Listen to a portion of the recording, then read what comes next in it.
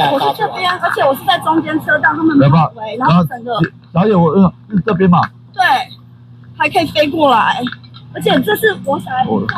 他在吊了，在吊车在吊。这个是太可怕了。驾驶开车行经桥上，前方高架桥却突然有东西往下掉。驾驶见状，吓得不敢再继续往前开。镜头放大再看一次，高架桥右上方钢架不明原因掉落，坠地后还弹跳到对向车道，意外砸中对向一辆轿车。这边掉下来，我是这边，而且我是在中间车道，他们没有围，然后整个导演我是这边嘛，对，还可以飞过来，而且这是我小孩子在。